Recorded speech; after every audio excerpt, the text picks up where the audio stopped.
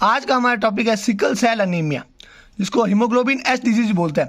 It is inherited as a autosomal recessive trait.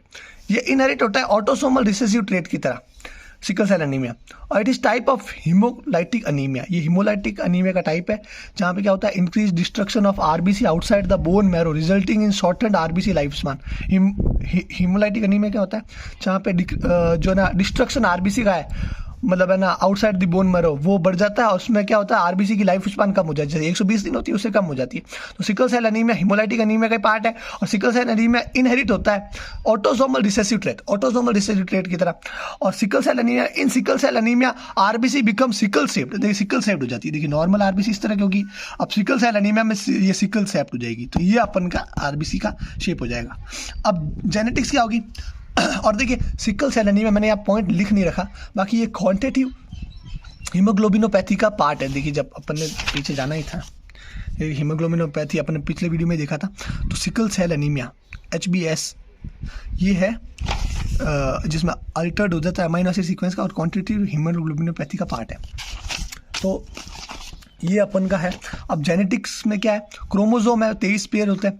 तो और देखिए अब यहाँ पे अपन ने देखा था ऑटोसोमल रिसेसिव ट्रेट। तो ऑटोसोमल मतलब क्या है, इसके ऑटोसोम मतलब जो 22 पेयर हैं जो कि ऑटोसोमल पेयर होते हैं, उन्हीं के अंदर दिक्कत है, बाकी सेक्स पेयर तो नॉर्मल।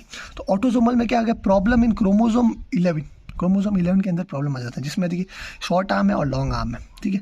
तो HBB gene in the short arm, तो HBB जीन है ना, वो होता है शॉर्ट आर्म में। तो HBB gene is responsible for synthesis of HBB chain। HB beta chain के लिए HBB जीन रेस्पॉन्सिबल होगा। तो यहाँ पे क्या होगा, pathophysiology, sickle cell disease result from single amino acid substitution and formation of HbS। तो सिकल सेल अनीमिया होगा क्यों, ये सिंगल अमाइनो एसिड का है ना सब्स्टिट्यूशन होगा और उसमें HbS बन जाएगा। देखिए हीमोग्लोबिन है, हीमोग्लोबिन में हीम प्लस ग्लोबिन, ग्लोबिन में अपन हीम प्लस मतलब ग्लोबिन, मतलब है ना ग्लोबिन प्रोटीन। प्रोटीन कौन कौन से होते हैं, दो होते हैं। एक तो मतलब है ना प्रोटीन में दो चेन होती है, एक तो दो अल्फा चेन, दो होती है बीटा चेन।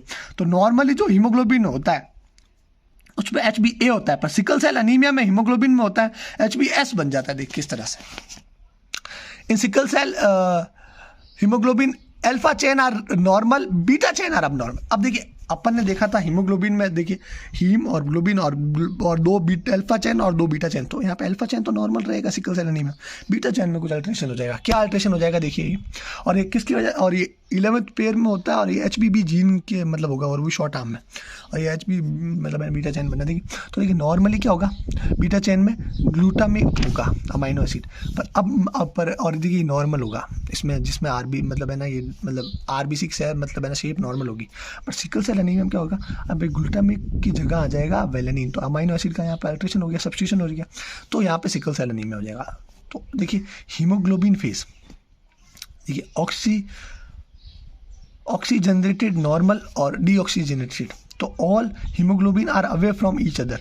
ऑक्सीजनेटेड मतलब है ना, ऑक्सीजनेटेड होगा ना हीमोग्लोबिन मतलब, तो उसमें तो सारे मतलब है ना एक दूसरे से दूर रहेंगे, तो उसमें तो नॉर्मल रहेगा। पर डीऑक्सीजनेटेड हीमोग्लोबिन फेज होगा ना, वहाँ पे क्या होगा, शो पॉलीमराइजेशन, वहाँ पे वो पास मतलब है ना पॉलीमराइजेशन होंगे। Haemoglobin are come to each other show and show polymerisation. तो हीमोग्लोबिन एक दूसरे के पास आएंगे और पॉलीमराइजेशन शो करेंगे। तो haemoglobin molecules polymerise to form pseudo crystalline structure tactoids. तो हीमोग्लोबिन जो मॉलिक्यूल्स होंगे वो पॉलीमराइज हो जाएंगे और सूडो क्रिस्टलिन स्ट्रक्चर बनाएंगे, जिसको अपन बोलते हैं टेक्टोइड्स। तो ये it leads to destruction of RBC। तो यहाँ पे फिर डिस्ट्रक्शन हो जाएगी RBC की। तो देखिए यहाँ पे ये RBC है, शेप ऑफ RBC चेंज हो जाएगी, और फिर है ना मतलब destruction of RBC due to tactoids. तो ये ऑक्सीजनेटेड में नॉर्मल होगा, बट यहाँ पे चीज़ें मतलब अब नॉर्मली हो जाएगी। तो ये अपन ने जाना कि हीमोग्लोबिन के डीऑक्सीजनेटेड फेज में चीज़ें खराब होती है, जहाँ पे अपन मतलब डिस्ट्रक्शन ऑफ RBC हो जाता है। क्यों, क्योंकि यहाँ पॉलीमराइजेशन होता है, एक दूसरे के पास आते हैं, फिर है ना मतलब है ना टेक्टोइड्स बना देता है, और फिर टेक्टोइड्स डिस्ट्रक्शन ऑफ RBC करता है। और नॉर्मली में मतलब ऑक्सीजनेटेड हीमोग्लोबिन में कुछ भी नहीं होता। और ये सिकल सेल अनीमिया होता है किसकी वजह से, ये अब नॉर्मल हो जाता है, जहाँ पे नॉर्मली जो बीटा चेन होगी उसमें ग्लूटामिक होगा, और सिकल सेल अनीमिया में क्या होगा, जो बीटा चेन में ग्लूटामिक की जगह अमाइनो एसिड की जगह वेलिन आ जाएगा। तो नॉर्मल से अब नॉर्मल हो जाएगा। और देखिए सिकल सेल एनीमिया जो अल्फा चेन और नॉर्मल, जिसमें अल्फा चेन नॉर्मल होती है, बीटा चेन का दिक्कत होती है। और नॉर्मली हीमोग्लोबिन में HbA होता है और इसमें सिकल सेल एनीमिया में HbS हो जाता है, तो इसको हम हीमोग्लोबिन S डिजीज भी बोलते हैं। और पैथोलॉजी अपन ने देख ली कि एक सिंगल अमाइनो एसिड का सब्स्टिट्यूशन होगा और फॉर्मेशन हो जाएगा HbS का, और वो बीटा चैन में होगा। और देखिए, और ये ऑटोसोमल रिसेसिव ट्रेट है, तो फिर ऑटोसोमल में भी कौन सा 11th पेयर ऑफ मतलब प्रॉब्लम होगी, मतलब क्रोमोसोम के 11th पेयर में शॉर्ट आर्म में, और HBB जीन होगा वो शॉर्ट आर्म में होगा, और HBB जीन होगा जो कि सिंथेसिस होगा हीमोग्लोबिन बीटा चैन के, मतलब है ना अल्ट्रेशन। और ये देखिए, और देखिए क्रोमोसोम 23 पे होता है तो ऑटोसोमल, और मतलब है ना ऑटोसोमल होता है 22 और एक सेक्स होता है, तो ऑटोसोमल में दिक्कत होती है। नॉर्मली सेल इस तरह की होती है RBC, बस sickle cell anaemia sickle shaped हो जाएगी। और बाकी तो ये हेमोलाइटिक एनीमिया है जिसमें है ना RBC की डिस्ट्रक्शन, मतलब है ना लाइफ स्पान कम हो जाती है क्योंकि है ना डिस्ट्रक्शन बढ़ जाती है बोन मैरो के बाहर, और ऑटोसोमल रिसेसिव ट्रेट है। तो ये अपन ने पढ़ लिया पूरा सिकल सेल एनीमिया, जिसको अपन बोलते हैं हीमोग्लोबिन S डिजीज।